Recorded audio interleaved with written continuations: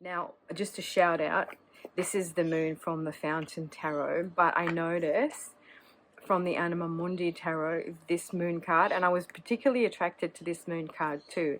And I thought, oh, that's because they're super, super similar. Blue light that you see when there's a full moon and you're walking along the street and everything is perfectly visible, but it has that silvery light to it. So that is the moon from our Voyager Tarot. When you kind of look at it, I find it very dark, but when you see it through the screen, it seems lighter on camera than it actually is. So it's quite a dark deck, this, but we love it.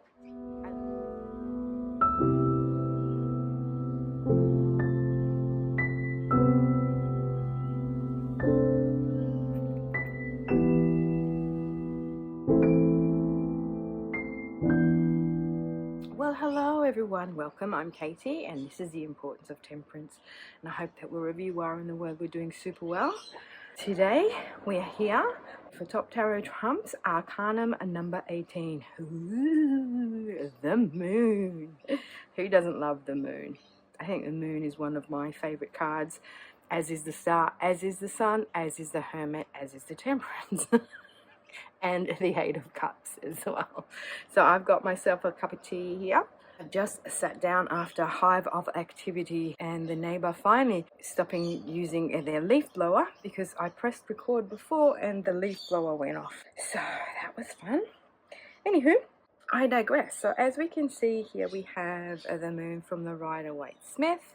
We have the moon from the Thoth Tarot, and we have the moon from the one JJ Swiss. Now it's very interesting because when I got out this card, I was saying, isn't this card a little bit weird? But when I put them together, it's very interesting how it's kind of divided into panels.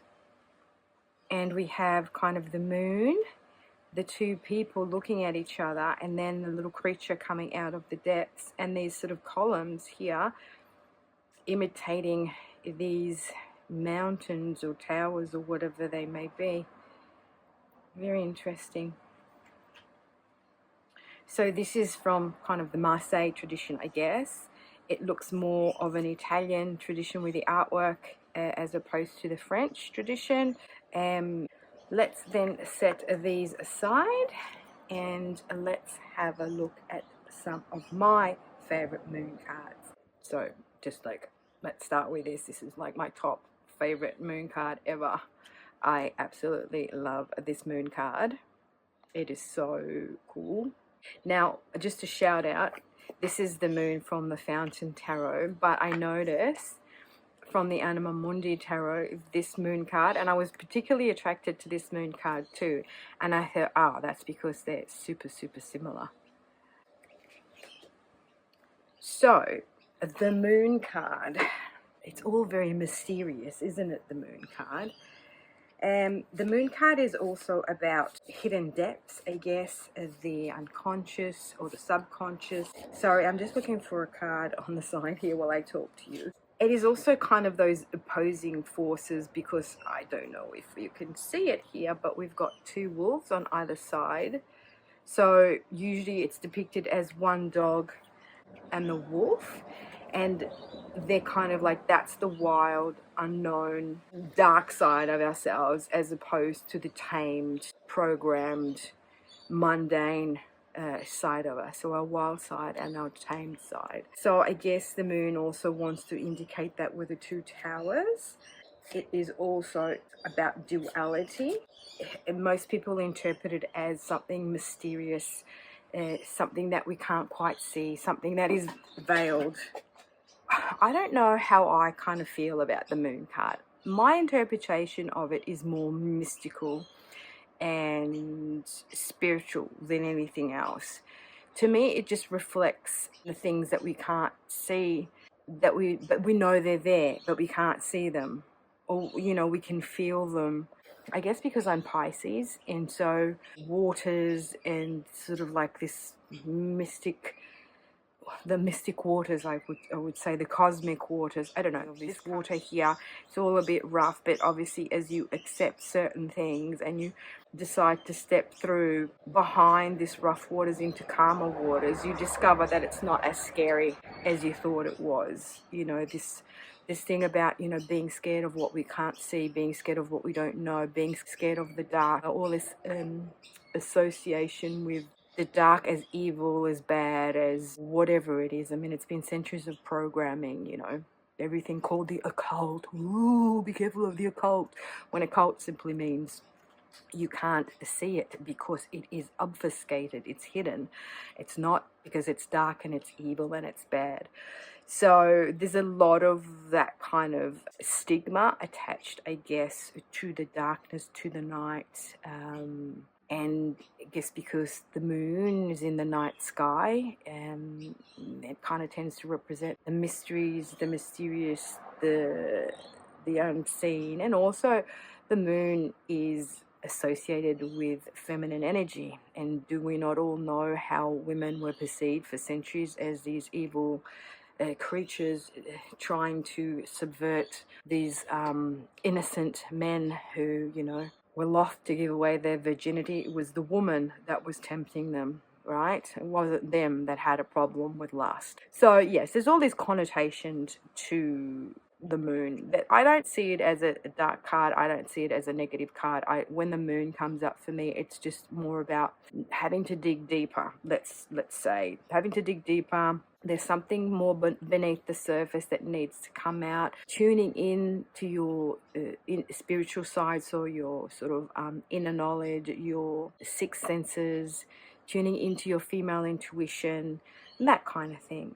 And other than that, I just love this card. I do not know what it is, but this card is just, oh, I had no words for it. And this is why I was attracted to the Anima Mundi card too. So those are two favorites, but I'm going to classify them as one. I'm going to be naughty because they look very, very similar. So on that note, let's move along. The next one I wanted to show is this one here, which I think it's so much fun. This is from the Piatnik deck, Tarot de Marseille, and I just think this is so fun. I love this impersonation of the moon. So if we have a look, it's kind of like, you know, it's similar to both, but it's more similar to the Rider-Waite-Smith, isn't it? Because here we have the people depicted, and here we have the dogs. How dopey is the moon face, and how dopey are these dogs? I just love this deck. It's just such a great deck, and it's just so fun to see the artwork. It's not perfect by any stretch of the imagination, and I love it for that reason. So that is the Piatnik deck, Tarot de Marseille. Now another one that I absolutely love is this. This is the Frank Pinter Tarot. I love this tarot deck. I have not seen it online. I have seen nobody talk about it. And, you know, for anybody who gets tarot decks, this card here is always one of the info cards that you get in any Lo Scarabeo deck. Now, this is a dud. I got this accidentally. I didn't know that it was a dud, and I got it. But I think this is such tongue-in-cheek. This deck, the mages, especially because he was commissioned to do the mages, so there's a lot of tongue-in-cheek in this deck, and I'm here for it. You know, like the minors are a little bit different. They had to sort of use his various artwork and just, you know, adapt the artwork to the tarot, but his mages are so much fun, and I love it. The moon. Get it? The moon? Yeah, mooning? Yeah. I love it. So that's The Moon by Frank Pinter. Now my next one, for just a little bit of weirdness, weird and wonderfulness, and this is the Nicoletta Ceccoli deck. It's a bit kind of like, what's the word I'm looking for? And I've just blanked on it because it's coming up for me in Italian, which is inquietante. I will link that word on the screen. Yeah, there's just something about this card that gives you a bit of, you know, it is a bit macabre, I guess, with these little floating skulls or bird heads or whatever they may be in this lake, and she's sort of coming out of this lake under the moonlight, looking very silvery blue, and it's all a bit, yeah, but that's why I love it.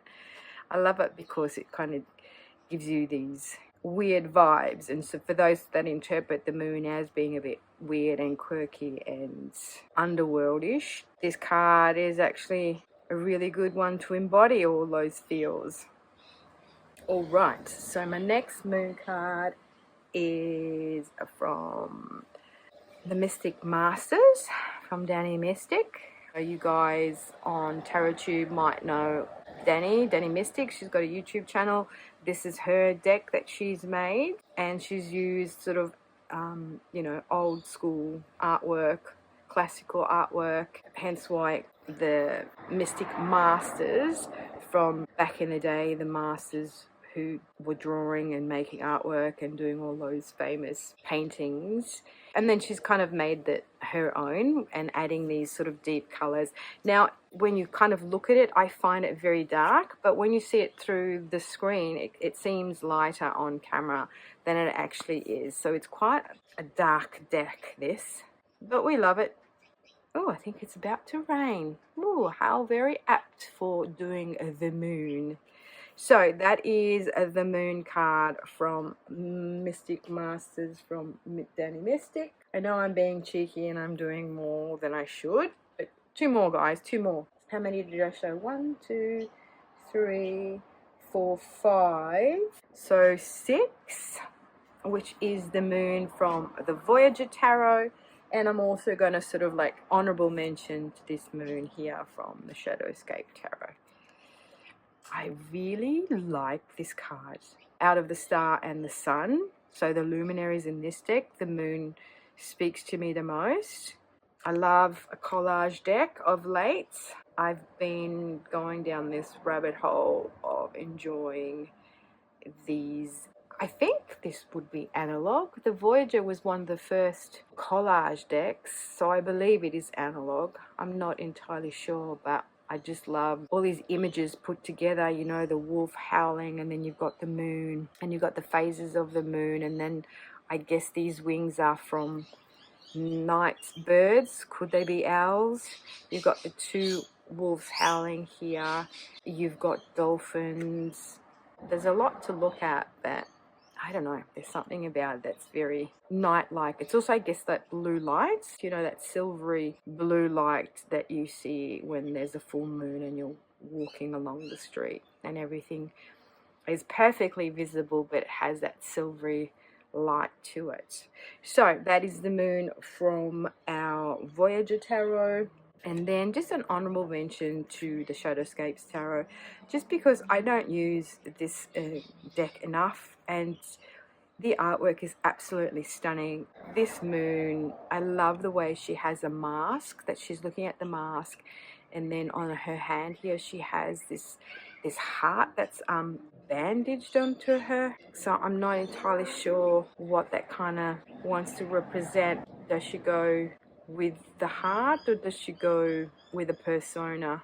And just all the toadstools and the fairies in being in the woods at night. I think also these are fireflies. Isn't it gorgeous? I love it. So there we have it. That is Top Tarot Trumps, the Moon, Arcanum 18, and we're nearly getting to the end of this series, which is a bit sad. I've really been enjoying doing that, albeit I kind of am sometimes a bit late. And even though I'm being a little bit cheeky because I'm showing more than 5, sometimes one can't help oneself. Can one? All right, lovelies, thank you so much for watching, for liking, for subscribing. And until Arcanum number 19, ciao, lovely.